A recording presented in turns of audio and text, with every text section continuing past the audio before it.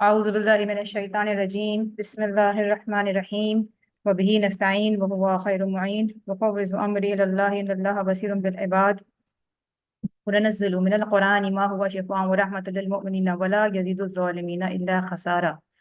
تمام حمد اللہ رب العزت کے لیے ہے، تمام درود و صلوات محمد و آل محمد کے لیے ہے۔ شکر گزار ہے اس پروردگار کے کہ اس نے اپنے نبی برحق کے ذریعے سے ہماری رہنمائی فرمائی، اپنی کتاب کے ذریعے سے ہماری ہدایت فرمائی، اور ولائے علی کے ذریعے سے ہم پر اپنی نعمتوں کو تمام کیا۔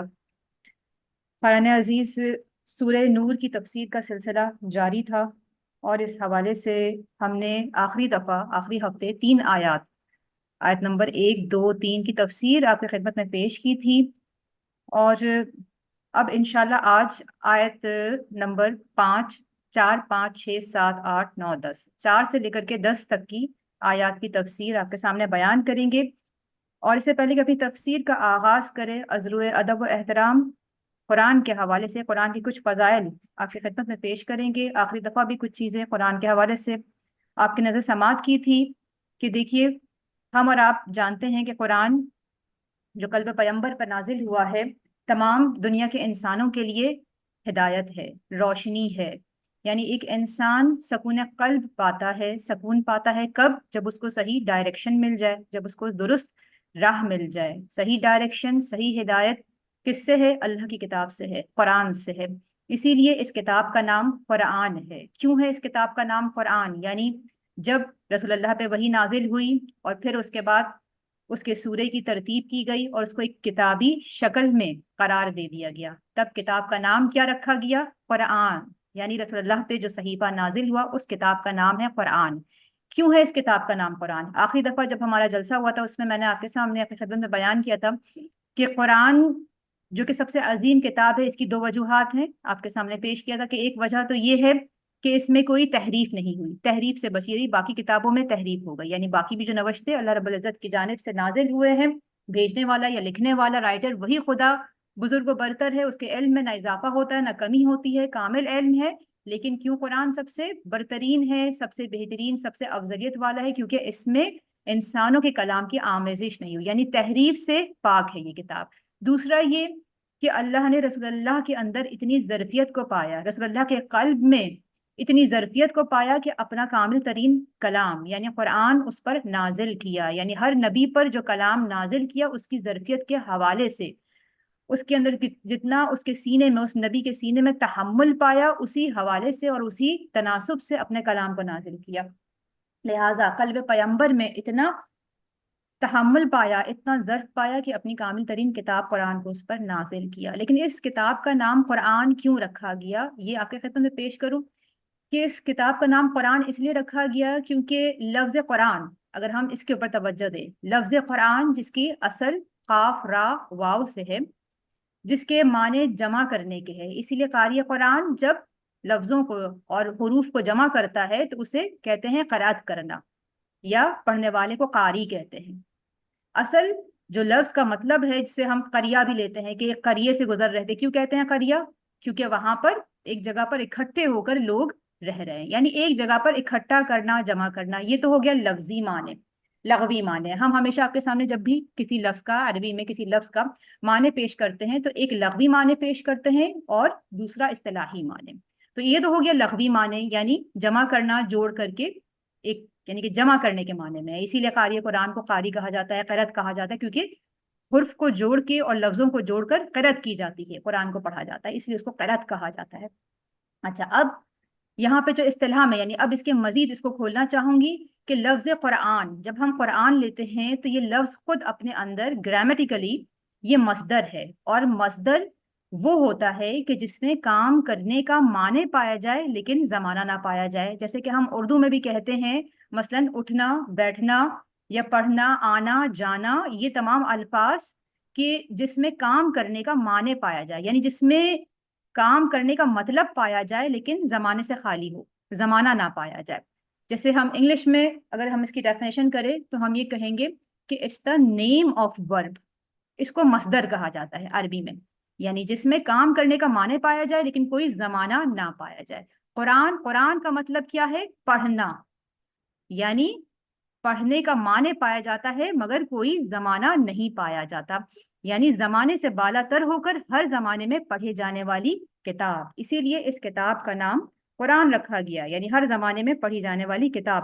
اور اسی لیے امام باقر علیہ السلام کی حدیث ہے کہ امام یہ فرماتے ہیں کہ قرآن ایک زندہ کتاب ہے، کہتے ہیں مولا کہ قرآن ایک زندہ کتاب ہے، قرآن کی ہر آیت زندہ ہے، اور کسی قوم کے مر جانے سے جو آیت اس پر نازل ہوئی وہ مفقود نہیں ہوتی، اگر اس طرح ہوتا تو پورا قرآن مفقود ہو جاتا، لیکن ایسا ہرگز نہیں ہے، قرآن کی ہر آیت زندہ ہے، اور جس طرح سے پچھلی اقوام کے لیے پیغام رکھتی تھی، ہر آگے آنے والی نسل کے لیے اپنے اندر ایک منفرد پیغام رکھتی ہے۔ یہ ہے امام باقر علیہ السلام کی حدیث قرآن کے حوالے سے۔ خوب، اب یہ ہے کہ الحمدللہ ماہ رمضان المبارک کا آغاز ہے، اور ہم اور آپ جانتے ہیں کہ ہر چیز کی ایک بہار ہوتی ہے، اور قرآن کی بہار ماہ مبارک رمضان ہے، لیکن اس کے حوالے سے دو حدیثیں صرف میں پیش کر دوں معصوم جو فرماتے ہیں۔ ایک رسول اللہ کی حدیث کہ رسول اللہ نے فرمایا کہ اگر کوئی شخص اس طرح سے تلاوت کرے کہ اس پر غور و فکر نہ کرے، رسول اللہ فرماتے ہیں کہ اگر کوئی شخص قرآن کی تلاوت کرے اس طرح سے کہ اس پر غور و فکر نہ کرے تو یہ ہمیں ہرگز پسند نہیں۔ رسول اللہ نے اس کے اوپر ناپسندیدگی کا اظہار کیا ہے، بلکہ اس کو ان الفاظ میں کہا ہے کہ افسوس ہے اس شخص پر کہ جو قرآن کی تلاوت کرے مگر اس پر غور و فکر نہ کرے، رسول اللہ نے فرمایا۔ اسی طریقے سے امام صادق کی حدیث آپ کے سامنے پہلے بھی بیان کر چکی کہ امام یہ کہتے ہیں کہ اگر کوئی شخص 3 دن میں قرآن مکمل کر لے اور اس پر غور و فکر نہ کرے تو مجھے بالکل خوشی نہ ہوگی۔ یعنی قرآن جب ہم پڑھتے ہیں تو پڑھنے کے ساتھ ساتھ اس سے ہدایت لینا مقصد ہے قرآن کا، لہٰذا ہم نے تفسیر کا آغاز کیا، انشاءاللہ ماہ مبارک رمضان میں بھی سورہ نور کی تفسیر کا سلسلہ جاری رہے گا، کہ ایک طرف تلاوت قرآن، ظاہر ہے اسے ظاہری فائدہ جو کچھ ہمیں حاصل ہوگا انشاءاللہ ضرور، کہ قرآن کے پڑھنے سے قرآن کا ظاہر اور باطن دونوں ہی، جو میں نے قرآن کی ابھی ایک آیت اپنے خطبے کے آغاز میں تلاوت کی تھی، وَنُنَزِّلُ مِنَ الْقُرْآنِ مَا هُوَ شِفَاءٌ وَرَحْمَةٌ لِّلْمُؤْمِنِينَ وَلَا يَزِيدُ الظَّالِمِينَ إِلَّا خَسَارًا، کہ یعنی ہم نے قرآن کو شفا کے ساتھ نازل کیا ہے، قرآن میں شفا ہی شفا ہے، آپ اس کی آیات پڑھیں گے آپ کی جو بھی ظاہری زندگی دنیاوی زندگی میں آپ کو فائدہ ضرور حاصل ہوگا، لیکن روحانی اور معنوی فائدہ کب حاصل ہوگا؟ جب ہم اس پر غور و فکر کریں گے، جب ہم اس پر عمل کریں گے تو اخروی و ابدی فائدہ ہمیں حاصل ہوگا۔ اور آگے اس کا مطلب مزید ہے، آگے اس آیت کا مطلب یہ ما ہوا شفاؤں، یعنی یہ شفا ہے مومنین کے لیے اور رحمت ہے مومنین کے لیے، مگر ظالمین کے لیے اس میں صرف خسارہ ہے۔ اب آ جاتے ہیں اپنی سورہ نور کی تفسیر۔ کیوں میں نے یہ آیت سورہ بنی اسرائیل سورہ اسراء کی آیت نمبر 82 ہے، وَنُنَزِّلُ مِنَ الْقُرْآنِ مَا هُوَ شِفَاءٌ وَرَحْمَةٌ لِّلْمُؤْمِنِينَ وَلَا يَزِيدُ الظَّالِمِينَ إِلَّا خَسَارًا۔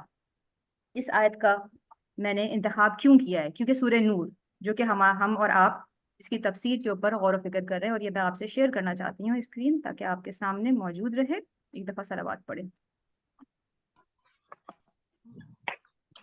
اللہم صلی علی محمد وآل محمد وعجل۔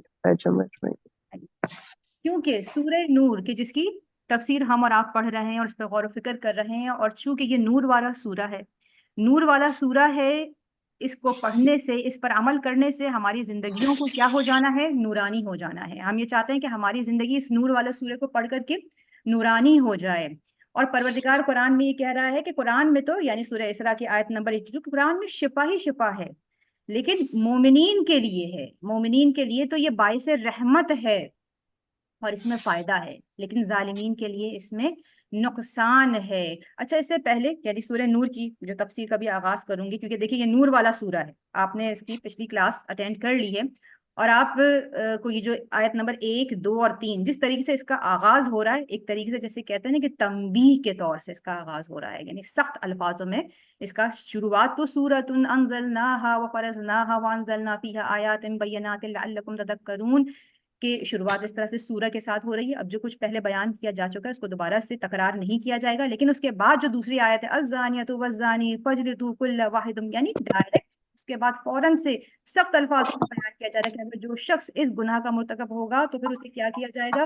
اس کو برے لگا جائے، سزاؤں کا ذکر ہو رہا ہے۔ پروردگارہ، سورہ نور ہے، جب کبھی کوئی محفل چاہتے ہیں اپنے گھر پر منعقد کرنا چاہتے ہیں جشن کی، زیادہ تر ہم کہتے ہیں ذرا نورانی سا بیان کیجیے گا. ہم جب نورانی، تو نورانی سے فوراً ہمارا ذہن کہاں جاتا ہے کہ جس میں اس طریقے کی باتیں جس سن کر کے ہم خوش ہو جائیں، ہمارا نفس بھی مطمئن ہو جائے کہ ہاں ہم خیر پر ہیں.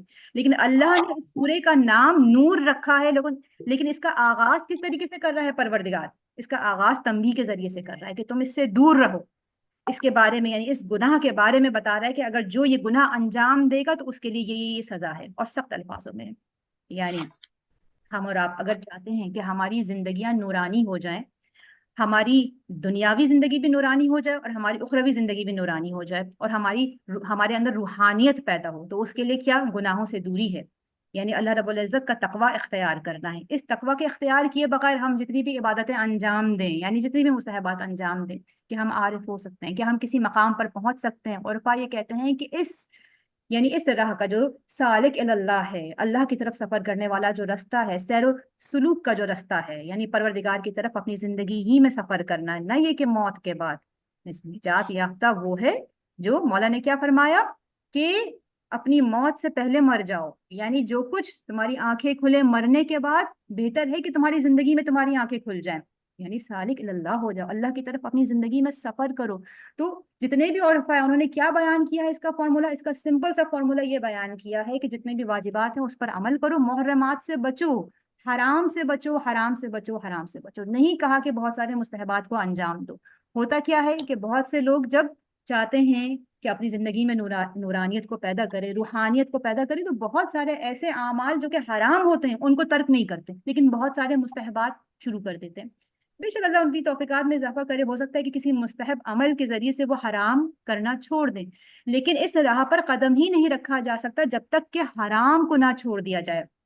کیونکہ بہت سے لوگ واجبات ادا کر دیتے ہیں، جتنی بھی نمازیں ہیں یا روزے ہیں یا قضا روزے ہیں یا جو بھی فدیہ دینا ہے، کفارہ دینا ہے، سارے مسائل معلوم کر کے، لیکن جہاں پر جو حصہ خالی رہتا ہے، یعنی جہاں پر کوشچن مارک لگائیں گے فرشتے نامے میں، وہ کیا ہے کہ محرمات، حرام نہیں چھوڑا ہے. جب حرام نہیں چھوڑا ہے تو پھر رستہ بند ہو گیا، تالے لگ گئے، پھر سالک اللہ نہیں ہوئے. پھر تو آنکھ جب کھلے گی جب آنکھ بند ہوگی. تو یہ نور والا سورہ ہے، اس کا نام سورہ نور رکھا ہے، لیکن اس کا آغاز آپ دیکھیں کس طرح سے، کس تنبیہ کے ساتھ وہ پروردگار کر رہا ہے. تو یہاں سے اب ہم انشاءاللہ اپنی اگلی آیات یعنی آیت نمبر 4 سے لے کر کے 10 تک اس کو بیان کریں گے. اور اس سے پہلے آخری دفعہ جو چیز آپ کے سامنے بیان کرنا رہ گئی تھی وہ یہ تھی کہ اس سورے کی فضیلت کیا ہے.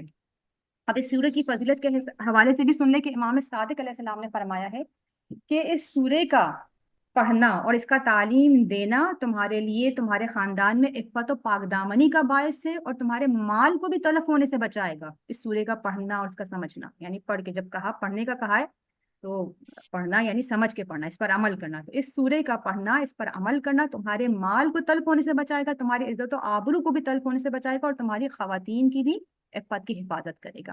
اور کہا کہ اپنی خواتین کو اس سورے کا درس دو، اپنی خواتین کو اس سورے کی تعلیم دو. امام صادق علیہ السلام نے فرمایا، اور بھی معصومین سے ہے یہ مرقوم ہے، کہ اس سورے کی تعلیم دو اپنی خواتین کو، تاکہ اپنی عفت اور پاک دامنی کی حفاظت کر سکے. اور یہ اس میں جو مخاطب کیا گیا ہے وہ تو مرد اور عورت دونوں کو مخاطب کیا گیا. اور اس حوالے سے آخری جلسے میں بیان کیا جا چکا ہے کہ کیوں خاتون کو پہلے مخاطب کیا گیا ہے. اس کی تکرار ہوگی، لہٰذا پہلے جلسے میں جو کچھ بیان ہوا ہے جو فرسٹ لیکچر میں، اس کی طرف رجوع کرے، ورنہ تو آج کا موضوع رہ جائے گا.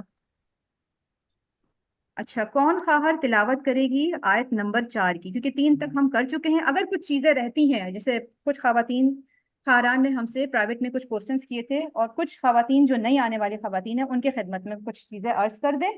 یعنی سوالات کے حوالے سے ہم نے بھی بیان کیا تھا فقہ کے حوالے سے، کہ سب سے پہلے تو ایک سوال یہ ہے کہ زنا کے حوالے سے یہ بیان کیا جا چکا ہے. زنا یعنی کہ حرام ریلیشن شپ، نامحرم کے ساتھ حرام رابطہ کرنا، یہ بیان کیا جا چکا ہے. اور اس گناہ کی سزا کیا ہے کہ اگر غیر شادی شدہ ہے تو اس کے لیے اگر شادی شدہ ہے تو اس کے لیے سنسار کرنے کی سزا ہے.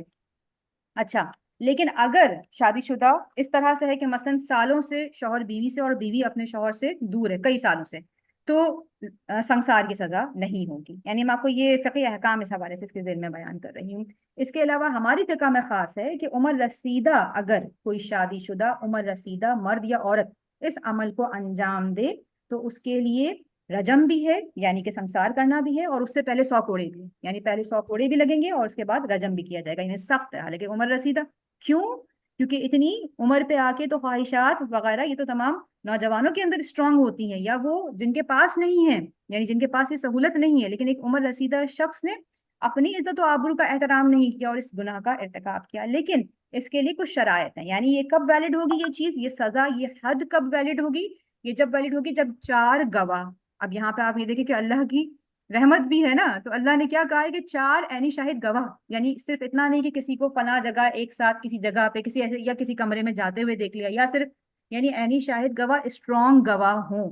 تو یہاں سے ایک بات یہ بھی سمجھ میں آتی ہے کہ یہ ان کے ساتھ مخصوص ہے جو یعنی اتنا اس عمل کو انجام دے رہے ہیں کہ انہوں نے خود اپنی آبرو کی بھی حفاظت نہیں کی، اور علل اعلانیہ لوگوں میں اس بات کو لوگوں کو پتہ لگ رہا ہے، تبھی تو عینی شاہد گواہ پیدا ہو رہے ہیں، تو 4 گواہ اس کے لیے ضروری ہے۔ اچھا، حد جاری نہیں ہوگی 3 طرح کے لوگوں پر، کون کون ہے وہ؟ یعنی کوئی بھی حد 3 طرح کے لوگوں پہ جاری نہیں ہوتی، یا تو وہ نابالغ ہو، یا پاگل ہو، یا بے ہوشی کی حالت میں، بس بچہ ہو یا پاگل ہو یا بے ہوش ہو تو ان پر حد جاری نہیں ہوتی ہے۔ اچھا، اس کے علاوہ ایک اور بھی سوال تھا، اور سوال یہ تھا کہ ایک مسئلہ آیا تھا جو ہماری آیت نمبر 3 میں، اور یہ صریحاً قرآن میں لکھا ہے، الزانی لا ينكح الا زانیۃ او مشرکۃ والزانیۃ لا ينكحوها الا زان او مشرک وحرم ذلك علی المؤمنین، یعنی زانی نکاح نہیں کرے گا مگر یہ کہ زانیہ سے اور مشرک سے، اور زانیہ نکاح نہیں کرے گی مگر یہ کہ زانی اور مشرک سے، اور حرام کیا ہے اللہ نے یہ مومنین پر۔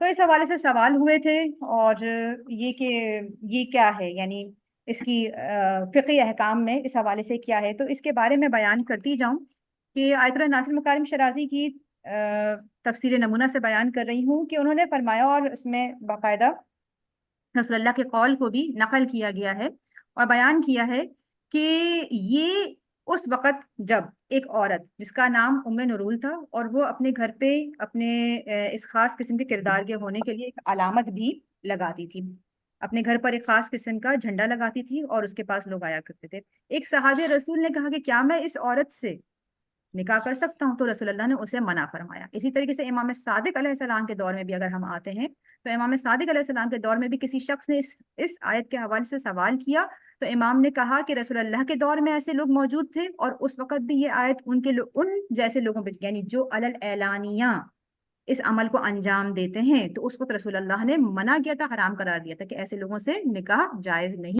اور اسی طریقے سے اگر کوئی اس پیشہ نہیں بھی ہے لیکن معاشرے میں خواہ مرد اس حوالے سے مشہور ہے اور لوگ جانتے ہیں اس کے کردار کے بارے میں، تو ایسی حالت میں رسول اللہ کیا کہہ رہے ہیں، معصوم کیا کہہ رہے ہیں، قرآن کی آیت کیا کہہ رہی ہے، نکاح نہیں ہو سکتا۔ ہاں مگر یہ کہ وہ توبہ کر لے، یہ کہ وہ توبہ کر لے، یا تو یہ کہ وہ مشہور نہ ہو تب بھی نکاح ہو سکتا ہے، لیکن اگر وہ مشہور ہو، لوگ جانتے ہوں اس کے بارے میں، تو اس کے لیے ممانعت۔ باقر علیہ السلام اور امام جعفر صادق علیہ السلام سے روایت ہے، یہ آیت ان مردوں اور عورتوں کے بارے میں ہے کہ جو رسول اللہ کے زمانے میں زنا سے آلودہ تھے، اللہ نے مسلمان کو ان سے شادی بیاہ کرنے سے منع کیا، نیز یہ حکم آج بھی باقی ہے کہ جو شخص اس عمل کی وجہ سے مشہور ہوا ہو اس پر اللہ کی حد جاری ہونا چاہیے، اس سے اس وقت تک شادی بیاہ نہیں ہونا چاہیے جب تک اس کی توبہ ثابت نہ ہو جائے، یعنی اس پہ حد جاری ہو جائے اور اس کی توبہ ثابت نہ ہو جائے۔ ٹھیک ہے؟ اچھا، اب یہاں پر ایک اور چیز بھی ہے کہ کیوں کہا گیا کہ مشرک، یعنی کہ زانیہ جو ہے وہ نکاح نہیں کرے گی، لیکن زانی سے اور مشرک، ساتھ میں مشرک کا بھی لفظ استعمال کیا گیا، یہ بھی آخری دفعہ بیان کر چکی تھی، سامنے دیکھیے رسول اللہ کی حدیث ہے کہ جب کوئی شخص زنا کا ارتکاب کرتا ہے تو وہ مومن نہیں رہتا، اسی طرح سے جب کوئی چوری کا ارتکاب کرتا ہے تو وہ مومن نہیں ہوتا، کیونکہ اس فعل کے ارتکاب کے وقت اس کے سینے سے ایمان نکل جاتا ہے جیسے لباس بدن سے اتر جاتا ہے، درست؟ تو اس وجہ سے مشرک کا لفظ بھی اس کے ساتھ وارد ہوا ہے۔ یہ ہو گیا اس کا جواب۔ اچھا، اب آگے آیات کون سورہ نور کی آیت نمبر 4 سے 10 تک تلاوت کرے گا؟ بلکہ پہلے 4 اور 5 کی تلاوت کریں، اس کے بعد آگے۔ خانم اسکرین نظر نہیں آ رہی۔ میں نے اسکرین چینج کی، آپ لوگوں کو نظر نہیں آ رہی؟ نہیں، تفسیر نمونہ والی یہ ابھی نظر آ رہی۔ اچھا، یہ ہمیشہ ایسا ہوتا ہے جب بھی اسکرین سوئچ کرتے ہیں تب اسی طرح سے ہوتا ہے. دوبارہ سے شیئر کرتے ہیں. ٹھیک ہے، اب نظر آ رہی ہے؟ جی لیکن ہاف میں کٹا ہوا آ رہا ہے.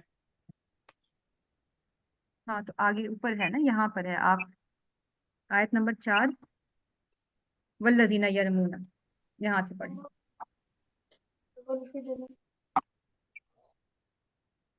والذین یرمون المحصنات، اس لیے آپ سے کہہ رہی ہوں، میں خود بھی پڑھ سکتی ہوں تاکہ آپ لوگ بھی اس میں شامل ہو سکیں. جی، السلام علیکم خانم، میں بسم پڑھتی ہوں. اللہ الرحمن وعلیکم الرحیم. السلام. جی آپ کا ریحانہ کس نے کہا پڑھنے کے لیے؟ میں نے، ماریا نے. اچھا ٹھیک ہے. ٹھیک ہے، پھر آگے بھی جو خواتین پڑھنا چاہتی ہیں اس کے بعد پھر ہم ان کو بھی موقع دیں گے. باقی تمام خواتین اپنے اپنے مائک بند کر دیں. پروردگار یہ فرما رہا ہے کہ والذین یرمون المحصنات ثم لم یأتوا بأربعۃ شہداء، یعنی والذین، اور جو لوگ یرمون المحصنات، تہمت لگائیں محسنات پر. محسنات خواتین کو کہتے ہیں، یعنی پاک دامن خواتین کو کہتے ہیں. اب یہاں پر اس کو کیونکہ ہم تفسیر کر رہے ہیں تو علمی حوالے سے اس کو آپ دیکھ لیجئے کہ محسنات حسنہ سے ہے اور یہ صاد کے ساتھ ہے، یعنی حسنہ سے ہے. ہا، صاد اور نون اس کے حروف اصلی ہے. آپ نے امام رضا علیہ السلام کی حدیث سلسلۃ الذہب سنی ہوگی کہ جس میں امام یہ فرما رہے ہیں لا الہ الا اللہ حسنی فمن دخل حسنی امانہ، کہ لا الہ الا اللہ میرا قلعہ ہے، جو اس قلعے میں داخل ہوا امان پا گیا. کیا ہے لفظ استعمال ہوا؟ حسنی، وہ یہی والا حسنی ہے. حسنہ یعنی قلعے کو کہتے ہیں، کسی مضبوط قلعے کو. تو یہاں پہ محسنات جو کہا گیا ہے، محسنات سے مراد یعنی خواتین، پاک دامن خواتین. اب اس میں 3 اس کی تشریحات ہیں. محسنات شادی شدہ خواتین کو بھی کہا جاتا ہے کیونکہ وہ شادی کے حصار میں ہیں. اس کے علاوہ محسنات آزاد یعنی جو غیر شادی شدہ ہیں ان کو بھی کہا جاتا ہے. اور اس کے علاوہ پاک دامن خواتین کو بھی کہا جاتا ہے. لیکن چونکہ اب یہاں پہ اس کا جو میننگ ہے وہ زیادہ وائڈر ہو گیا ہے. آپ لوگ اپنی ویڈیوز کو دیکھ لیجئے کہ ویڈیوز بند رکھیں، چونکہ یہ معنی ایک وائڈر ٹرم کے طور سے اس کو استعمال کیا، یعنی کہ ایک وسیع اصطلاح کے طور پہ اس کو استعمال کیا گیا ہے اس آیت میں. یعنی محسنات وہ تمام عورتیں جو پاک دامنی کے حصار میں ہیں، جو حصار میں جو پاک دامن عورتیں ہیں. تو کیا ہے اس آیت میں کہ وہ لوگ والذین یرمون المحسنات، وہ لوگ جو تہمت لگائیں پاک دامن عورتوں پر، ثم لم یأتوا بأربعۃ شہداء، اور پھر لم یأتوا نہ لا سکیں، بأربعۃ شہداء 4 گواہ، فجلدوہم 80 جلدتن، تو پھر فجلدو یعنی کوڑے مارو. اب یہاں پہ فجلدو یعنی جلد سے ہے، ٹھیک ہے، کیونکہ ہم تفسیر پڑھ رہے ہیں لہٰذا اس کے بھی ہم تھوڑے سے اس کو بھی سمجھ لیں کہ یہ فجلدو کوڑے مارنے کو کہا جاتا ہے اور کوڑے کو جلدہ کہا جاتا ہے. کیوں کہا جاتا ہے؟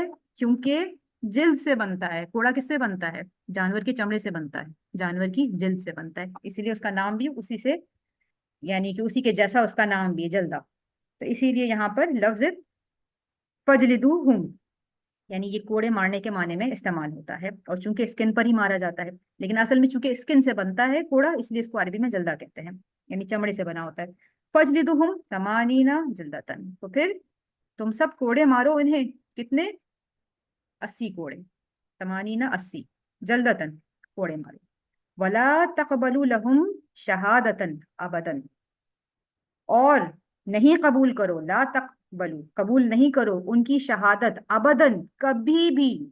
واولئک هم الفاسقون، اور وہ فاسق ہو جاتا ہے. یعنی یہاں پر ایک دفعہ ہم نے جو کچھ بیان کیا اب تک وہ یہ کہ زانی کی کیا سزا ہے، اس عمل کے انجام دینے والی کی کیا سزا اسلام نے رکھی ہے، لیکن گواہوں کے ساتھ رکھی ہے. لیکن اگر یہ ثابت ہو جائے کہ یہ تہمت تھی، یعنی کسی پاک دامن عورت کے اوپر یہ الزام لگایا گیا ہے، تو اب اس کی سزا کیا بتائی جا رہی ہے؟ اس کو کہا جاتا ہے، دیکھیں اس الزام کو آپ ٹرمز بھی لکھ لیجئے، اس طرح سے الزام لگانے کو قذف کہا جاتا ہے. قذف، حد جو جاری ہوتی ہے جن گناہوں پر، ان میں سے ایک گناہ قذف بھی ہے.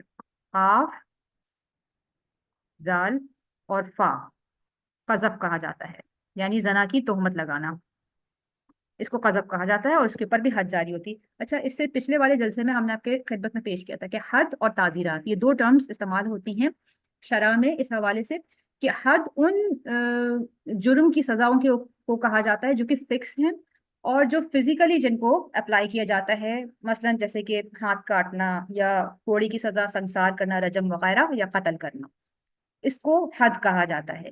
لیکن تعزیرات ان سزاؤں کو کہا جاتا ہے کہ جس میں کمی بیشی یا جس میں کوئی چینجز آ سکتے ہوں اکارڈنگ ٹو دا سرکمسٹانسز۔ تو یہ ٹرمنالوجیز آپ کو پتہ ہونی چاہیے۔ اب اور اگر آپ سنسار کا مطلب بتا دیں۔ سنسار کرنا یعنی رجم، رجم کرنا یعنی جس میں پتھروں سے اتنا مارنا کہ آخر مطلب مر جائے، پتھر کے ذریعے سے قتل کر دینا، اس کو کہتے ہیں سنسار کرنا، جسے ہم کہتے ہیں سنگ باری۔ سنگ کا مطلب کیا ہے؟ پتھر ہے۔ اسی طریقے سے رجم اس کو کہا جاتا ہے، اس عمل کو رجم کہا جاتا ہے، سنسار کرنا بھی کہا جاتا ہے۔ ٹھیک ہے جی صحیح۔ اچھا، یہ سزا تو اہل یہود میں بھی موجود ہے اور ان کی شرح میں بھی لکھی ہوئی ہے۔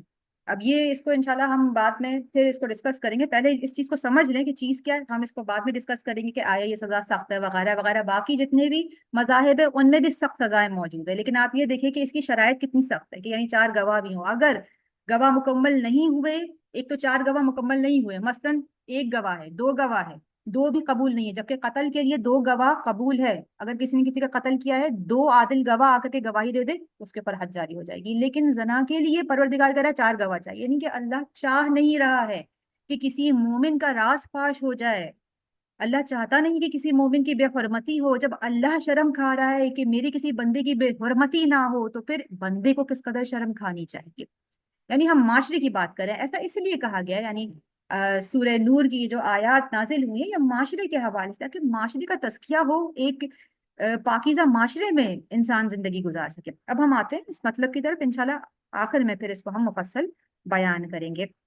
یہاں پہ یہ جو 2 آیات ہیں، آیت نمبر 4 اور آیت نمبر 5، یہ کن کے لیے؟ الزام لگانے والوں کے لیے۔ الزام لگانے کی جو سزا اس کو قذف کہا جاتا ہے، الزام لگانا اس کو قذف، اور جو سزا 80 کوڑے مارے جائے۔ ایسا نہیں ہے کہ کسی کے اوپر الزام لگا دیا جائے اور اس کے بعد ایسے ہی وہ آرام سے گیٹ اوے ہو جائے کچھ بھی کر کے۔ ایک مومن کی بے حرمتی کرے، اس کے اوپر الزام لگائے، اس کے اوپر جھوٹا الزام لگایا جائے، تو یہ نہیں کہ اچھا ہاں ٹھیک ہے یہ تو غلط ثابت ہو گیا اور پھر چھوڑ دیا جائے۔ نہیں، 3 طرح کی سزائیں ہیں۔ سب سے پہلے کیا کیا جائے؟ اس کے ساتھ کیا کہہ رہا ہے پروردگار کہ ان کو 80 کوڑے مارے جائیں، ٹھیک ہے۔ دوسرے، ان کی کوئی گواہی قبول نہ کی جائے ابداً، کبھی ان کی کوئی گواہی قبول نہ کی جائے۔ اور تیسرا یہ کہ وہ فاسق قرار دیے جائیں گے۔ یہ 3 سزائیں سخت سزائیں ہیں جو کہ اس طریقے کے لوگوں کو دی جائے۔ آپ یہ دیکھیے یہاں پر کہ فجلدہم 80 کوڑے، ان کی کوئی شہادت، ولا تقبل لہم شہادتا ابدا، ابدا کا لفظ استعمال ہوا، ان کی کوئی شہادت قبول نہ کرنا کبھی بھی، واولئک هم الفاسقون، اور یہ لوگ فاسق ہو گئے ہیں۔ تو اس طرح سے نہیں ہے، کیوں؟ کیونکہ اللہ کی نگاہ میں مومن کی عزت اور آبرو بہت زیادہ ہے، اللہ کی نگاہ میں مومن کی عزت بہت زیادہ ہے۔ آپ نے سنی ہوگی یہ حدیث کہ ایک دفعہ رسول اللہ خانہ کعبہ کے غلاف کو پکڑے ہوئے تھے اور کہہ رہے تھے کہ یہ پروردگارا، اے کعبہ تیرے رب کی قسم کہ تیری عظمت بہت ہے، تیری حرمت بہت ہے، لیکن جو مومن ہو، جو اللہ کی وحدانیت کی گواہی دے، میری رسالت کی گواہی دے اور علی کی ولایت کی گواہی دے، اس کی حرمت تجھ سے بھی زیادہ ہے۔ اللہ کی نگاہ میں مومن کی حرمت بہت زیادہ ہے، اس لیے پروردگار اس بات کو ہرگز برداشت نہیں کرے گا، نہیں کرتا، اور اسی لیے اتنی سخت سزائیں ہیں کہ اگر کسی نے کسی پر تہمت لگائی ہو۔ خوب، تو اب تہمت کے حوالے سے کچھ احادیثیں بھی آپ کی نظر سماعت کر دوں کہ اگر کوئی شخص کسی پہ تہمت لگائے تو کیا ہے کہ امام یہ فرما رہے ہیں کہ اگر امام صادق علیہ السلام کی حدیث اصول کافی جلد نمبر 2، اگر کوئی مومن اپنے مومن بھائی پر کوئی ایسی بات، کسی ایسی بات کا الزام لگائے جو اس میں نہیں ہے، تو ایمان اس کے دل میں اس طرح سے گھل جاتا ہے جیسے نمک پانی میں، یعنی ایمان اس کا پھر باقی نہیں رہتا ہے۔ اس کے علاوہ اور بھی سخت چیز ہے۔ اب دیکھیں یہ تو تہمت کے بارے میں، یہ بہتان، یعنی وہ چیز اس فلاں میں موجود نہیں ہے، اس کے لیے اتنی زیادہ سختی ہے۔ اب میں آپ کو وہ حدیثیں سناؤں گی کہ جس کو ہم غیبت کہتے ہیں، اس سے ایک، جب آپ اس سے ایک اسٹیپ نیچے آتے ہیں، کیا چیز ہے؟ وہ برائی اس میں موجود ہے اور اس کو بیان کرنا اس کے ایبسنس میں، اس کے غیر موجودگی میں، یہ غیبت کہلاتی ہے۔ غیبت کی کیا ڈیفینیشن ہے؟ کہ فلاں شخص میں وہ برائی موجود ہے، اسی کو بیان کرنا اس کی غیر موجودگی میں، یہ غیبت ہے۔ ورنہ تو اگر اس میں موجود نہیں، وہ تو بہتان ہے، وہ تو تہمت ہے، بہت سنگین ہے۔ لیکن آپ یہ دیکھیں کہ غیبت کے لیے بھی کتنی سخت سخت احادیثیں ہیں کہ رسول اللہ یہ بیان کر رہے ہیں، رسول اللہ فرما رہے ہیں کہ 1 درہم سود 36 مرتبہ زنا کرنے کے برابر ہے۔ اور پھر کہتے ہیں کہ تہمت بدترین سود ہے۔ تہمت یعنی کسی کی آبرو کا برباد کرنا، کسی کی آبرو کا برباد کرنا، اس کو کہا کہ بدترین سود ہے۔ صرف 1 درہم کا سود 36 ٹائمز 36 مرتبہ زنا کرنے کے برابر ہے، اور کہا کہ پھر کسی کی آبرو کو برباد کرنا یہ بدترین سود ہے۔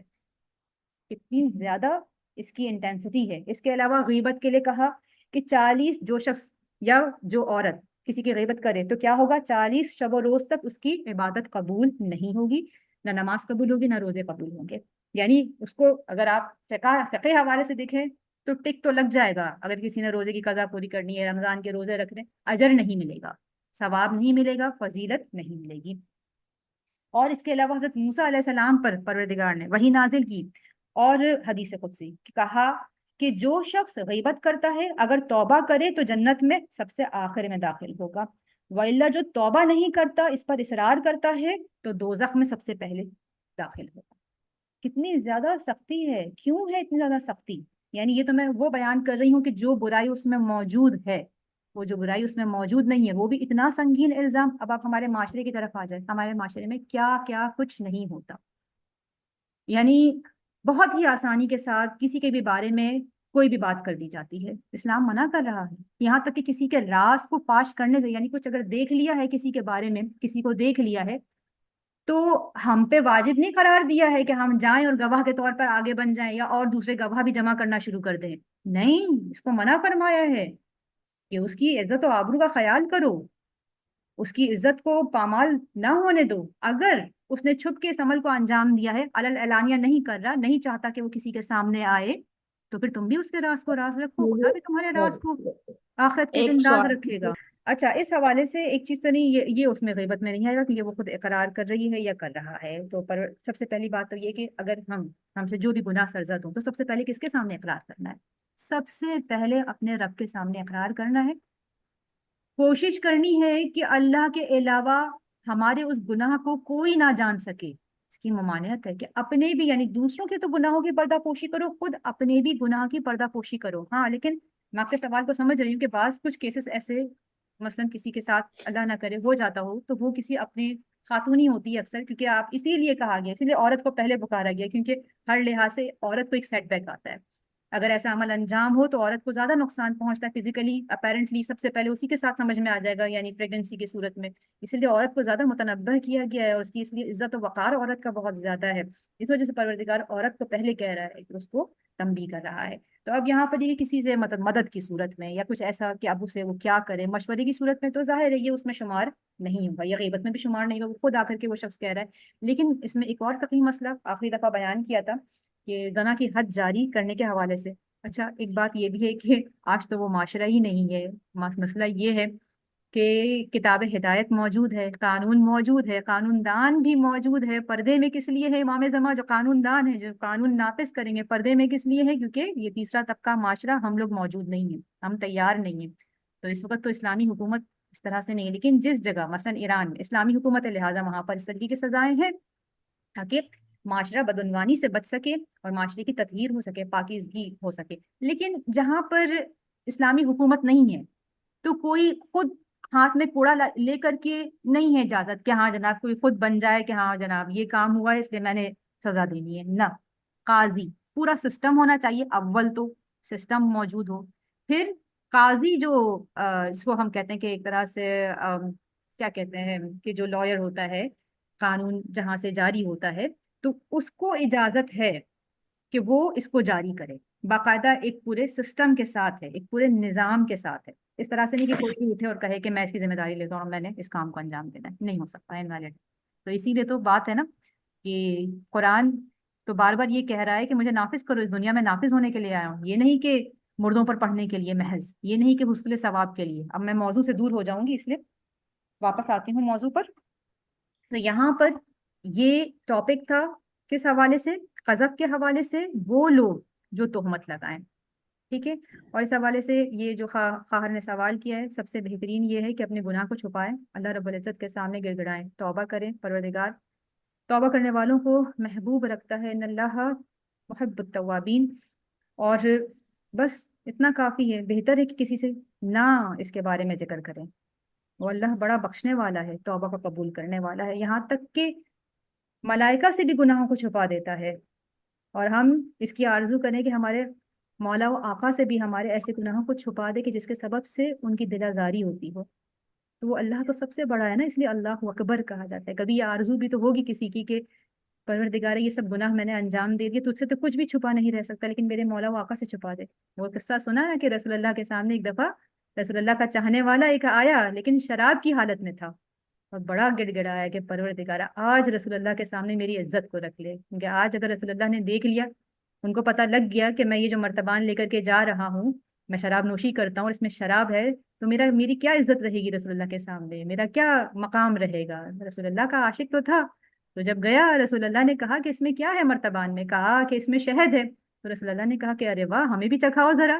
اور جب مرتبان کھولا تو اللہ کی رحمت دیکھے کہ اس میں واقعی شہد تھا، اللہ نے اس شراب کو شہد سے تبدیل کر دیا۔ تو وہ اللہ اکبر ہے، یعنی سب سے بڑا ہے، توبہ کو قبول کرنے والا ہے، گناہوں کو معاف کرنے والا ہے، غفور الرحیم ہے، آپ کے گناہوں کی مغفرت کرنے والا ہے۔ اس لیے دیکھیں نماز شب میں ہم سب سے پہلے کیا کہتے ہیں، استغفر اللہ ربی واتوب الیہ، غفرہ کے مادے سے استغفار، یعنی میرے گناہوں کی مغفرت، چھپا دے، ڈھانپ دے میرے گناہوں کو، چھپا دے دوسروں کی نگاہوں سے۔ اور پھر ہم 300 مرتبہ کیا کہتے ہیں تمام مومنین کے نام لینے کے بعد، العفو، العفو، العفو، 300 مرتبہ۔ کیا ہے اس کا معنی؟ العفو، العفو بھی بخشنے کے معنی میں ہے کہ میرے گناہوں کو چھپا دے، لیکن اس میں فرق ہے، العفو گناہوں کا اس طرح سے چھپانا ہے کہ گویا اس کے اثرات بھی باقی نہ رہے، اس لیے پہلے استغفار، پھر اس کے بعد العفو، العفو کہ پروردگارہ ایک دفعہ گناہوں کو تو نے بخش دیا، چھپا دیا دوسروں کی نگاہوں سے، اب ایسا ہو جائے کہ جیسے کبھی کیا ہی نہ تھا، اس کے اثرات بھی ختم ہو جائے۔ وہ پروردگار بڑا بخشنے والا ہے۔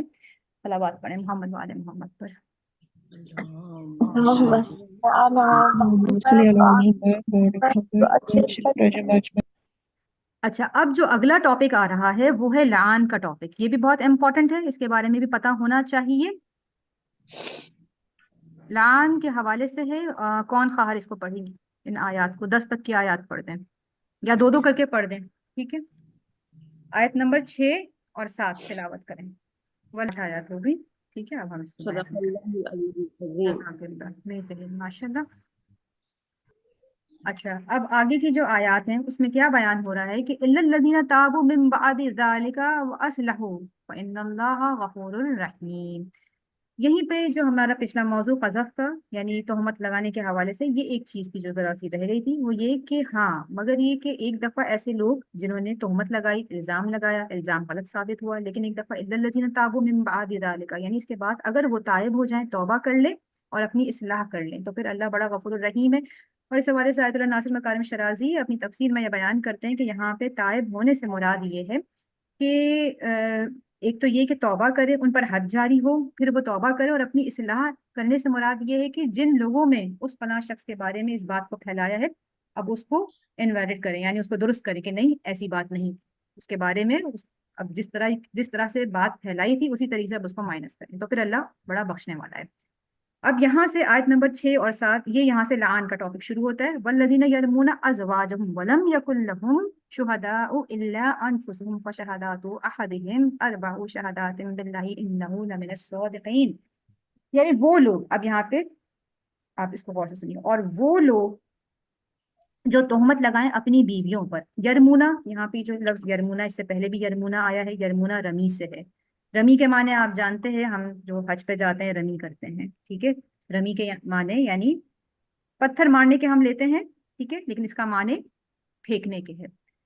تو کسی پر الزام لگانا، خاص طور سے زنا کا الزام لگانا، اس کے لیے یرمونا کا یعنی رمی کا لفظ استعمال ہوا ہے، اور یہ مخصوص ہے اسی خاص الزام سے۔ اسی لیے آپ کو میں تھوڑی سی اب قرآن کی کلام کی خوبصورتی دکھانا چاہتی ہوں۔ جب ہم تیزی سے تلاوت کرتے ہیں نا قرآن کی، تو ہم یہ سب چیزیں نوٹ ہی نہیں کر پاتے ہیں۔ آپ دیکھیں یہاں پہ یرمونا کا لفظ استعمال ہوا ہے، والذین یرمون المحصنات، کہ وہ لوگ یرمون، بس یرمونا یعنی الزام، اس کا معنی کیا جاتا ہے، الزام لگائے۔ کہیں پہ بھی لفظ زنا آ رہا ہے، لفظ زنا یہاں پہ آیت میں نہیں آ رہا ہے، لیکن ترجمہ ہوگا کیا کہ وہ لوگ جو الزام لگاتے ہیں زنا کا محسنات پر۔ تو یہاں پر اس کی تفسیر اس طرح سے کہ یہاں پہ یرمونا یعنی یہاں پہ جو لفظ رمی کے مادے سے ہے، یہ مخصوص ہو گیا خاص زنا کے الزام لگانے کے لیے. اس لفظ زنا کی یہاں پہ ضرورت نہیں ہے، اس کے بغیر اس کا ترجمہ یعنی کہ یہ لفظ سمجھ میں آ رہا ہے کہ اس خاص تہمت کے حوالے سے استعمال ہو رہا ہے. اس لیے دوسری آیت میں بھی ہمیں اسی لیے دوسری آیت میں بھی ہم یہ دیکھتے ہیں کہ نیچے والی آیت میں والذین یرمون ازواجہم، بس یرمونا یعنی یرمونا سے سمجھ میں آ گیا ہے کہ یہ زنا کا الزام ہے، کہ وہ لوگ جو الزام لگاتے ہیں اپنی بیویوں پر، ولم یکن لہم شہداء، اور ان کے پاس ان کے لیے کوئی گواہ نہ ہو، الا انفسہم، سوائے ان کے خود کے، ان کے اپنے نفس کے، فشہادات، تو گواہی ان کے یعنی کہ فشہادات احدہم اربع شہادات باللہ. اب یہاں پہ یہ کہا جا رہا ہے تو پھر وہ کیا کریں، پھر وہ گواہی دیں. کتنی دفعہ؟ اربع، 4 دفعہ گواہی دے، باللہ یعنی اللہ کی قسم کھا کر کے گواہی دے، انہو لمن الصادقین، کہ بلا شبہ وہ سچ بول رہے ہیں، سچوں میں سے ہیں. اور پھر یہ تو 4 دفعہ کرے، یعنی کوئی مرد اگر اپنی بیوی پر اس کا الزام لگا رہا ہے یا پھر جو بھی ہے اس طرح، اگر الزام نہیں بھی ہے، سچ بھی ہے، جو بھی کچھ ہے، وہ بتا رہا ہے کہ میری بیوی نے یہ کام یا عمل انجام دیا، تو اب اس کے پاس تو کوئی گواہ نہیں ہے. تو 4 دفعہ اس نے کیا کہنا ہے؟ اللہ کی قسم کھا کر کے اس نے کہنا ہے کہ میں یہ بات سچ کہہ رہا ہوں. والخامسات ان لعنت اللہ علیہ ان کان من الکاذبین، کہ 5ویں بار اب اس نے کیا کرنا ہے؟ 5ویں بار یہ کہ پھر کہے کہ بے شک اللہ کی لعنت ہو اس شخص پر، یعنی خود اس پر، اگر وہ جھوٹوں میں سے ہے. یہ کہتے ہیں یہ لعان کے صیغے ہیں، جس طریقے سے نکاح کے صیغے ہوتے ہیں اسی طریقے سے یہ لعان کا صیغہ ہے. ٹھیک، یہ ایک دفعہ ہو گیا.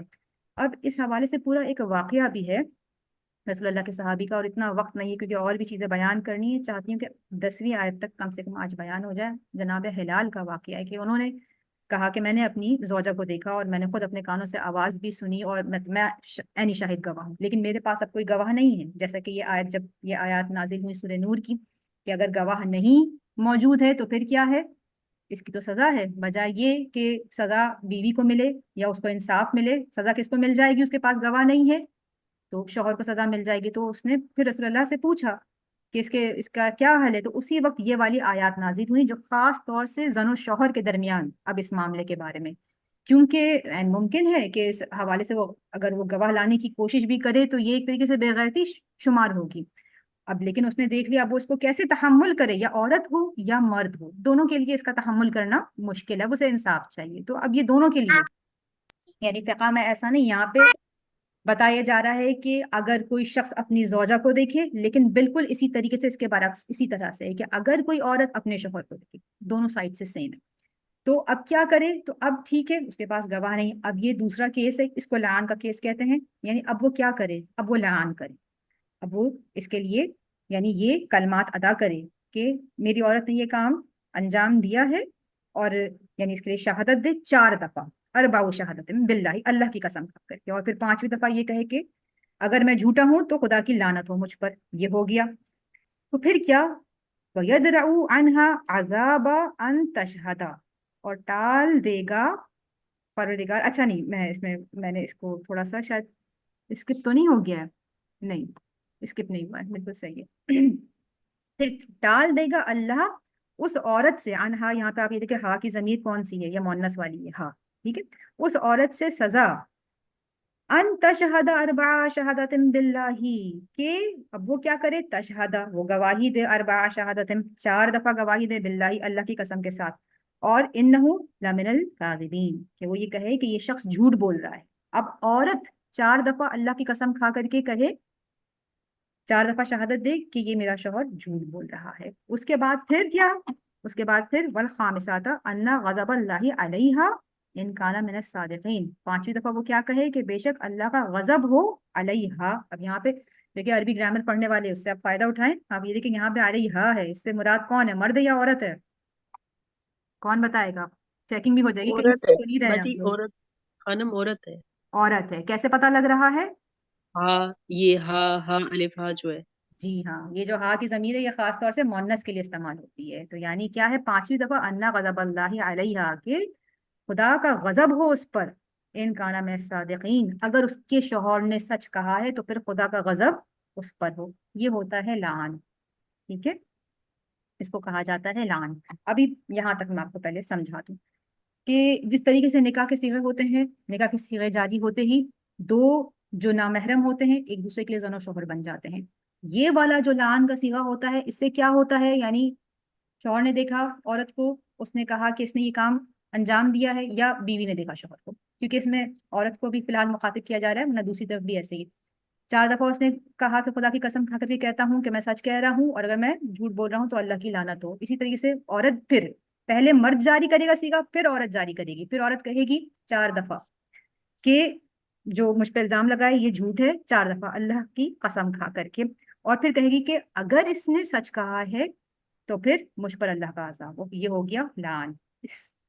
ان کلمات کے ادا کرنے کے بعد سے کیا ہوگا، اب نہ عورت پر حد جاری ہوگی، ہوگا کیا کہ یہ دونوں زن و شوہر علیحدہ ہو گئے، ہمیشہ کے لیے حرام ہو گئے ایک دوسرے پر، اب کبھی نکاح نہیں ہو سکتا۔ سمجھ لیں کہ اس کو طلاق تو نہیں کہیں گے، اس کو فقہی اصطلاح میں اعلان کہا جاتا ہے، علیحدہ، ختم، معاملہ ختم، نکاح بھی ختم، اور اس طرح سے ختم ہوا ہے کہ کسی بھی صورت میں دوبارہ سے واپس اب نکاح نہیں ہوگا، تاابد عورت حرام ہو گئی۔ اچھا، فقہ میں یہ ہے کہ ایسی صورت میں جو بچہ ہوگا وہ پھر ماں کے پاس رہے گا، وہ اس کے شوہر کے پاس نہیں جائے گا، چاہے کچھ بھی، بچہ یہاں پہ ماں کے پاس رہے گا۔ اچھا، پھر آگے کیا کہتا ہے قانون الہی؟ آگے یہ کہتا ہے کہ وَلَوْلَا فَضْلُ اللَّهِ عَلَيْكُمْ وَرَحْمَتُهُ وَأَنَّ اللَّهَ تَوَّابٌ حَكِيمٌ، کہ اگر یہ سب کچھ نہ بیان کرتا پروردگار، یعنی اب یہاں پر دیکھیں یہی تو بات ہے کہ اسی لیے عربی سے آشنائی ہونا ضروری ہے کہ ولولا، اب ہم یہاں پہ ولولا یعنی کہ اور اگر نہ، اور اگر نہ، فضل اللہ، اللہ کا فضل، علیکم، تم پر، ورحمت، اور اس کی رحمت، ابھی کچھ سمجھ میں نہیں آ رہا ہے اس کا، پھر اس کے بعد اس کو ترجمہ اپنی زبان میں کیا جاتا ہے۔ اسی لیے دیکھیں قرآن کی ایک بہت بڑی خاصیت ہے، قرآن کا کوئی بھی منوان ترجمہ نہیں کر سکتا۔ قرآن کا جو بھی ترجمہ ہے اس کو آپ یہ کہہ سکتے ہیں کہ یہ ایک طریقے سے تفسیر کا خلاصہ ہے، کوئی بھی منوان ترجمہ نہیں کر سکتا۔ ابھی میں نے آپ کو ورڈ ٹو ورڈ بتا دیا، کوئی معنی بن رہا ہے، لیکن اس کا معنی کیا ہے؟ اس کا معنی یہ ہے کہ اگر اللہ ان تمام قوانین کو وضع نہ کرتا تمہارے لیے تو کیا ہوتا، تم نقصان میں رہتے۔ یہ اللہ کا فضل ہے تم پر اور اس کی رحمت ہے، اور یقیناً اللہ کیا ہے کہ اللہ توبہ کو قبول کرنے والے، توابٌ الحکیم، اور بڑا حکمت والا ہے۔ درست؟ اچھا، اب آخری 10ویں آیت پر آ جاتے ہیں۔ ہاں، یہ 10 آیت ہماری الحمدللہ مکمل ہو گئی۔ تو اب جو چیز آپ کے سامنے، جیسے ایک اور آیت ہے نا، وَعَسَىٰ أَن تَكْرَهُوا شَيْئًا وَهُوَ خَيْرٌ لَكُمْ وَعَسَىٰ أَن تُحِبُّوا شَيْئًا وَهُوَ شَرٌّ لَكُمْ، سورہ بقرہ کی آیت ہے، وَاللَّهُ يَعْلَمُ وَأَنتُمْ لَا تَعْلَمُونَ، کہ ہو سکتا ہے کہ ایک چیز کہ جس کو تم کراہت کرتے ہو، پسند نہیں کرتے ہو، لیکن وہ تمہارے حق میں بہتر ہے، اور ہو سکتا ہے کہ جسے تم چاہتے ہو، محبت کرتے ہو، مرتے ہو، جان دیتے ہو اس پر، لیکن وہ تمہارے لیے زہر ہے، تمہارے لیے درست نہیں ہے، شر ہے اس میں۔ یہ اس میں میں نے اپنے الفاظ شامل کر دیے، کیونکہ قرآن کے الفاظ کا تو کوئی نعمت بدل ہے ہی نہیں، ٹھیک؟ پروردگار کہہ رہے کہ ہو سکتا ہے ایک چیز سے محبت کرتے ہو لیکن وہ تمہارے لیے درست نہیں ہے، اس میں تمہارے لیے شر ہو، اور اللہ بڑا جاننے والا ہے اور تم تو کچھ نہیں جانتے۔ اب یہاں سے جو ٹاپک ایک مختصر کر کے کوشش کر کے آپ کے سامنے پیش کروں گی کہ یہ تمام باتیں جس کانٹیکس میں ہو رہی ہے، یعنی جس پیراہے میں ہو رہی ہے، ٹاپک کیا ہے؟ یعنی حرام ریلیشن شپ۔ اب چاہے ہم پاکستان میں رہتے ہوں، انڈیا میں رہتے ہوں، کہنے کو یعنی مسلمان معاشرہ ہو یا ویسٹرن کلچر میں، پوری دنیا اس مصیبت کے لپیٹ میں ہے، اور ہر طریقے سے وار ہو رہا ہے۔ اسے کہتے ہیں مغربی ثقافت کی یلغار جس کو کہا جاتا ہے، ہر طرح سے وار ہو رہا ہے۔ سب سے بڑا تو میڈیا ہے، اور کوئی بھی اس سے محفوظ نہیں ہے، یعنی ہمارے نوجوان، صرف نوجوانوں کی ذکر نہیں، اب پہلا تو ہمارا ٹاپک آ جائے گا نوجوانوں کا، سب سے پہلے تو نوجوان۔ پچھلی دفعہ جو جلسہ ہوا تھا اس میں میں نے اپنی خدمت میں بیان کیا تھا کہ تمام وہ والدین سن لیں کہ جو اپنے بچوں کی شادیاں جلدی نہیں کرتے ہیں، جس طریقے سے بچوں کا کھلانا پلانا، یعنی بچے کو بھوک لگی تو ماں تڑپ اٹھتی کہ میرے بچے کو بھوک لگی، اس کا پیٹ بھرو جلدی سے، تو یہ بھی خدا کی طرف سے ایک تقاضا ہے، اللہ رب العزت کی طرف سے یہ تقاضا ہے۔ اس کی خواہش کو خود انسان نہیں پیدا کرتا، یعنی یہ اللہ کی طرف سے کیوں ہے؟ یہ پروردگار کی طرف سے ایک طریقے سے نظام ہے، ہمارے سروائیول کے لیے نظام، تو یہ ہمارے سروائیول کے لیے اللہ رب العزت نے رکھا ہے، ہمارے بھوک کا لگنا، اس کو شہوت کہا جاتا ہے۔ شہوت حرام نہیں ہے، شہوت تو اللہ نے رکھی ہے، کیونکہ انسان جسم بھی ہے، روح بھی ہے، جسم کے حوالے سے حیوانی ہے اور روح کے حوالے سے ملکوتی ہے۔ تو جسم حیوانی ہے، کھانا پینا چاہیے، ہر چیز چاہیے، رہنا سہنا، ٹھیک ہے، تو دیکھیں آپ جتنے بھی ہمارے اعمال، آپ صرف ایک کہتے ہیں کہ ایک ماڈرنائز قسم کا اینیمل ہے اگر ہم صرف جسم کو لیں۔ اسی طریقے سے شادی بیاہ، یہ تمام چیزیں تولید نسل کرنا، اس کی خواہش کا پیدا ہونا. جس طریقے سے بھوک کو خود انسان پیدا نہیں کرتا، اللہ کی طرف سے ایک چیز ہے اور خارج میں اس کا انتظام کھانا پینا اناج موجود ہے. اسی طریقے سے اس کی خواہش ہے. جو بالغ ہو گئے ہیں ان کے اندر یہ خواہش خدا کی طرف سے ہے، اس کو شہوت کہا جاتا ہے. اور یہ اگر اعتدال میں ہے اور اس کو جائز طریقے سے کیا جائے تو یہ ہرگز حرام نہیں ہے، بلکہ سروائیول کے لیے ہے، انسانی زندگی کے دوام کے لیے اللہ نے رکھا ہے. اگر بھوک نہیں ہوتی، پیاس نہیں ہوتی اور شادی کی خواہش نہیں ہوتی تو تمام انسانی نسل ہی ختم ہو جاتی.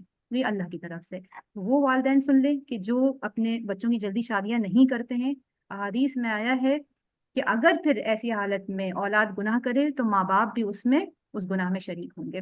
تو یہ جس طریقے سے کھانا پینا، تعلیم دینا، تربیت دینا، کپڑے اور گھر کا انتظام کرنا، اسی طریقے سے شادی کے لیے بھی والدین کے لیے بہت سختی ہے کہ اپنی اولادوں کی جلد شادیاں کرو.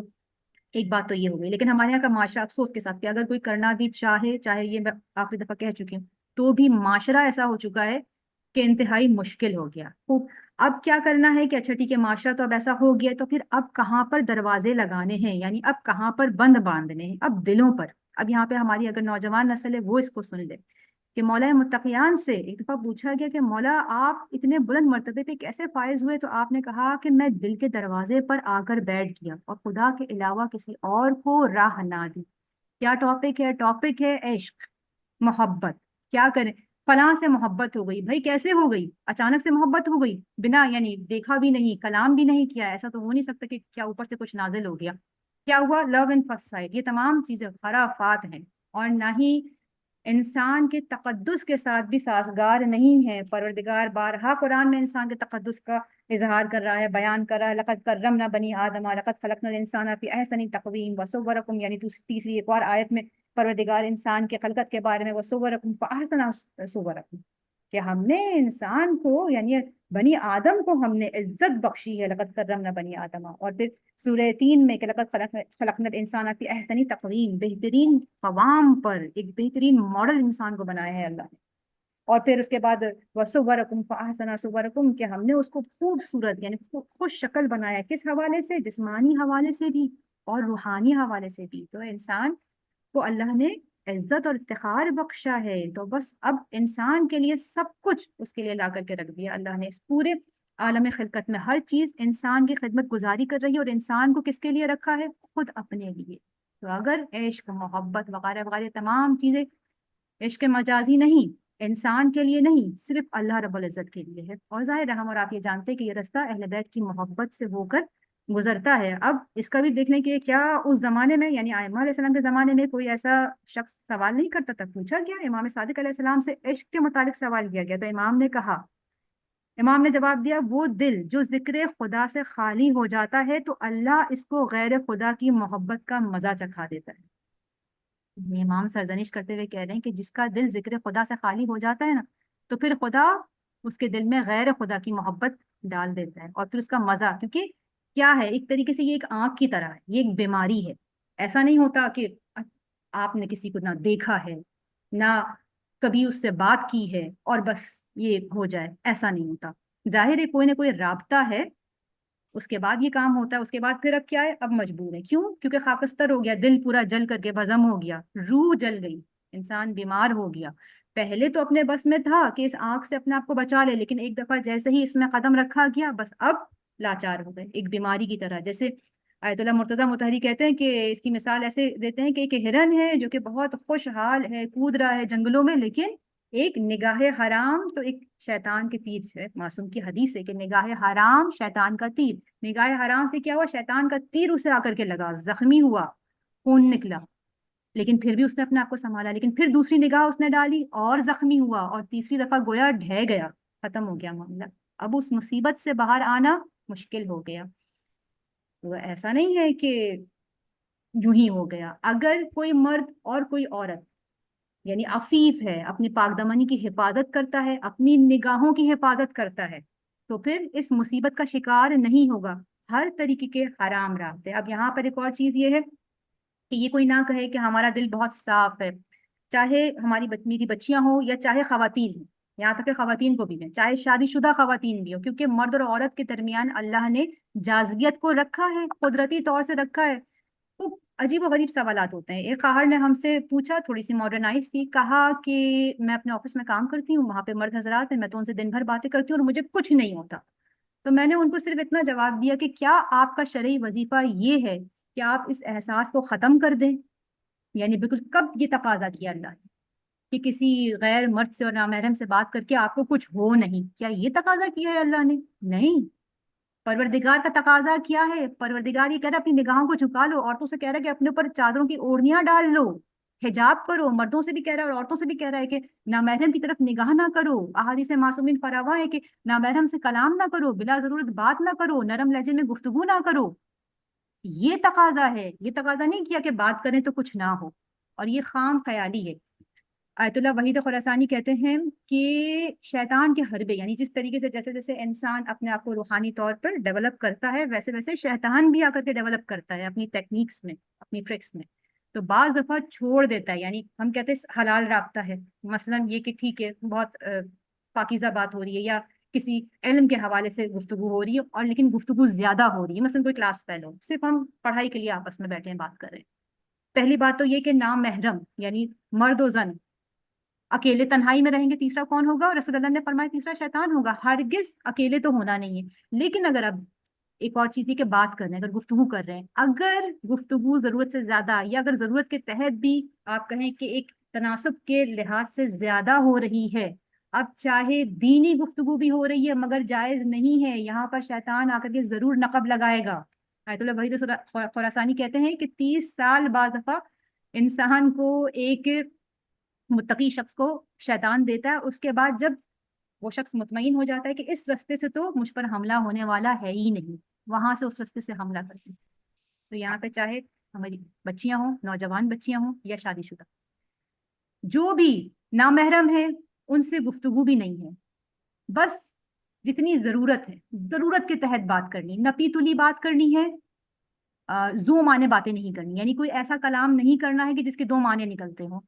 ایک بات کی اور بڑے خوش ہو رہے ہیں کہ اچھا ہم نے ایک ایسی بات کی، دیکھے تو صحیح کہ اس کا مطلب جان سکتے ہیں یا نہیں. نہیں، سیدھی سیدھی بات کرنی ہے، سخت بات کرنی ہے، 2 ٹوک بات کرنی ہے، ضرورت کے تحت محض بات کرنی ہے. اسی میں ہماری عزت و آبرو ہے. اسی طریقے سے بنایا ہے اللہ نے مرد و عورت کو.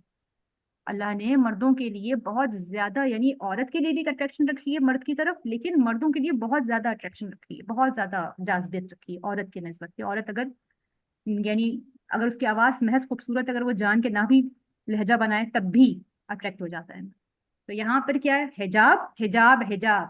حجاب واجب ہے، اس کی کوئی معافی نہیں ہے. کوئی نئی شریعت نہیں آئی ہے رسول اللہ کے بعد کہ جس میں یہ کہا گیا ہو کہ حجاب سے تخفیف ہو گئی ہے، حجاب اٹھ گیا ہے امت محمدی کی خواتین سے، کوئی مسئلہ نہیں ہے. اچھا شادی میں تو ایک الگ ہی شریعت آ جاتی ہے نا بھائی، شادی ہے، اسپیشل موقع ہے.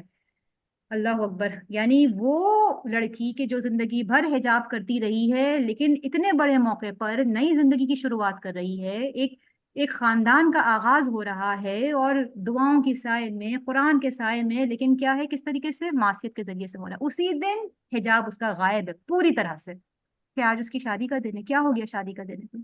پھر باقی لوگوں کی بھی شادی کا دن ہے، باقی لوگ اسی میں وہ مطلب فری کا ٹکٹ کہ جناب شادی ہے. تو کیا کرنا ہے؟ شادی میں پھر ہر چیز جائز ہو جاتی ہے. حجاب رخصت ہو گیا. اور غنا یعنی گانے، موسیقی، رسول اللہ نے فرمایا ہے کہ غنا یعنی موسیقی زنا کے لیے سیڑھی ہے. یہ تمام چیزیں پروردگار کی معصیت میں سے ہے. امام صادق علیہ السلام نے فرمایا کہ اگر تم اللہ کے شکر کا حق ادا کرنا چاہتے ہو تو اس کی دی ہوئی نعمتوں کے ذریعے سے اس کی معصیت نہ کرو. یعنی امام فرما رہے کہ اگر تم واقعی اللہ کی شکر گزاری کرنا چاہتے ہو نا، تو اللہ نے جو نعمتیں تمہیں عطا کی ہیں اس کے ذریعے سے گناہ نہ کرو، وہ ان نعمتوں کو اللہ کے مخالفت میں استعمال نہ کرو. یہ شکر گزاری کا حق ہے. عزیزان من، اپنی گفتگو کو بس مختصر کرتی ہوں. مومن کا دل گویا ایک حصار کے مانند ہونا چاہیے کہ جس میں کسی غیر خدا کا گزر نہ ہو. اب یہاں پہ غیر خدا سے مقصد یہ ہے کہ صرف رستہ ادھر جائے، دل کا رستہ جس رستے سے اللہ رب العزت کی ذات حاصل ہونی ہے، اور اس کے علاوہ غیر خدا یعنی وہ تمام چیزیں کہ جو اللہ کی معصیت کا باعث بنتی، وہاں پہ لاکس لگا دینے. اب یہ جو مسئلہ ہے اس میں تو لاکس لگانا ہے، آنکھوں پہ لاک لگانا ہے، زبان پہ لاک لگانا ہے، اپنے آپ کو یعنی حجاب میں رکھنا ہے. یہ تمام رستے ان کو بند کرنا ہے، چاہے شادی شدہ ہو چاہے غیر شادی شدہ، دونوں کے لیے. خاص طور سے جو گھر کے اپنے محرم رشتے ہیں ان کے لیے تو بہت زیادہ تاکید ہے کہ رسول اللہ نے فرمایا، دیور کے بارے میں پوچھا تو کہا کہ دیور آگ ہے. تو دیور نہیں صرف بلکہ بہنوئی کے لیے بھی پھر یعنی گھر کے جو نامحرم رشتے ہیں، کیوں کہا؟ کیونکہ ان رشتوں میں ہم زیادہ ریلیکس ہو جاتے ہیں. یہ تو اپنا ہے، نہیں نامحرم ہے تو نامحرم ہے، نہیں ہے اس کے ساتھ کوئی تعلق، نہیں اس کے ساتھ بلا وجہ کوئی بات کرنی، کوئی مذاق کرنا ہے، تمام چیزیں ممانعت ہے. ایک دفعہ صلوات پڑھے محمد والے محمد پر. صلی علی محمد محمد وعجل فرجهم اجمعین. بہت ہی معذرت کے ساتھ بعض دفعہ ایسا لگتا ہے کہ بہت زیادہ بیان ہو جاتا ہے فرط جذبات سے، لیکن یہ ہے کہ ان تمام نصیحتوں میں ہمارے اور آپ کے لیے فائدہ ہے، پاکیزگی ہے، روحانیت ہے، ماہ مبارک رمضان بھی ہے، اور کچھ کلمات بہت ہی خوبصورت. اور آپ نے سنا ہوگا علی رضا پناہیان، استاد علی رضا پناہیان کا ذکر، کہ وہ کہتے ہیں کہ جب ہم کسی غیر خدا سے محبت کرتے ہیں تب حد سے تجاوز کرتے ہیں، جب اللہ سے محبت کرتے ہیں تب اس کی محبت کی کوئی حد نہیں کہ کہا جائے کہ حد سے تجاوز کیا، اور جب واقعی اللہ کی محبت میں گرفتار ہوتے ہیں تب ہماری زندگی اعتدال میں آ جاتی.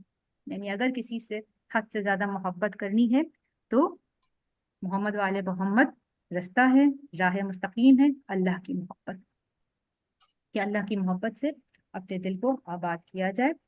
اور یہاں سے اپنے درس کو تمام کرتے ہیں. پروردگار سے دعا گو ہیں کہ ہمارے صغیرہ و کبیرہ گناہوں کو بخش دے، اور ماہ مبارک رمضان کی آمد ہے، اور پھر بھی ہمارے پاس ماہ شعبان کا کچھ حصہ رہتا ہے. جو بھی ہمارے گناہ ہیں، وہ تمام چیزیں جو ہمیں پرواز سے روکے ہوئے ہیں، وہ تمام چیزیں کہ جو دعاؤں کی قبولیت میں حائل ہوئی ہیں، جو ہماری عبادت کی قبولیت میں حائل ہوئی، وہ تمام گناہ پروردگارہ کے جو بلاؤں کو نازل کرتے ہیں ان کو بخش دے. بارے اور آپ کی بھی تمام جو بھی جائز حاجات ہیں، آپ تمام خواہرات کی پروردگار ان کو مستجاب فرمائے.